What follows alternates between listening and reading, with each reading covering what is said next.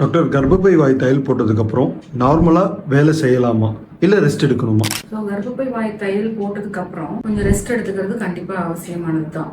ஏன்னா normal day to day activities செய்யறது, ரொம்ப மாடிப்படி ஏறுறது, லாங் டிராவல் பண்றது, அதெல்லாம் கண்டிப்பா அவாய்ட் பண்ணி தான் ஆகணும். இன்னொரு விஷயம், முக்கியமான விஷயம் என்னன்னு பாத்தீங்கன்னா, கான்ஸ்டிபேஷன் ப்ராப்ளம் வராம பார்க்கணும். எதாவது கண்டிஷன்ஸ்லாம் அப்டமன் பிரஷர் இன்க்ரீஸ் ஆகுதோ அந்த மாதிரி இந்தியன் டாய்லெட் யூஸ் பண்றது, தரையில உட்காந்து எந்திரிக்கிறது, கான்ஸ்டிபேஷன் வராம பாத்துக்கிறது, ரொம்ப காஃப் அதிகமா இருந்து காஃப் பண்ணிக்கிட்டே இருந்தாலும் அதுவும் அப்டமன் பிரஷர் இன்க்ரீஸ் ஆகும். அப்டமன் ஸ்ட்ரெயின் ஆகுற மாதிரி உள்ள ஒர்க்கை அவாய்ட் பண்ணிக்கிறது நல்லது. ஆனா கம்ப்ளீட்டா பெட் ரெஸ்ட்ல தான் இருக்கணுமா அப்படின்னு கேட்டா அப்படி இருக்கிறது அவசியம் இல்ல. கொஞ்சம் நடமாடிட்டு நார்மலா இருக்கலாம். முடிஞ்ச அளவுக்கு ரெஸ்ட்ல இருக்கிறதுக்கு தான் நம்ம அட்வைஸ் பண்ணுவோம். டாக்டர், இப்ப தையல் எப்போ பிரிக்கணும்? வலி இருக்குமா?